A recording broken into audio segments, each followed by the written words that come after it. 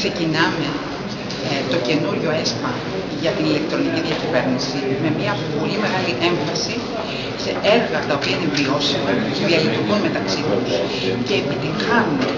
η διοικητική μεταρρύθμιση να συνδέεται απόλυτα με την ηλεκτρονική της πλευρά. Δηλαδή οι αλλαγές στο κράτος να σηματοδοτούν μέσω της ηλεκτρονικής τεχνολογίας την απλοποίηση των διαδικασιών και την εξυπηρέτηση πολιτών και επιχειρήσεων. Δίνουμε ιδιαίτερη έμφαση στα ανοιχτά δεδομένα, όχι μόνο με το νέο νομοθετικό πλαίσιο, αλλά και με διαγωνισμούς hackathon που έχουμε κάνει και με ενέργειες που θα χρηματοδοτηθούν και από το νέο πρόγραμμα, έτσι ώστε οι φορείς του δημοσίου να αποδεσμεύσουν δημόσια δεδομένα, τα οποία να είναι επεξεργάσιμα και τα οποία να μπορέσουν να αποτελέσουν τη μαγιά, την ύλη για επιχειρήσεις που θα μπορέσουν να αξιοποιήσουν αυτά τα δεδομένα για να διευκολύνουν με εφαρμογές τη ζωή των πολιτών και βεβαίως την ανάπτυξη.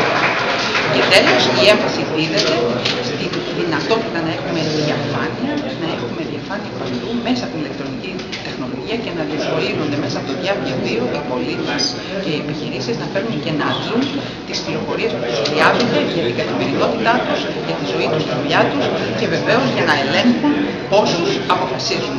την εξουσία την κεντρική, την τοπική αυτοδιοίκηση της περιφέρειας.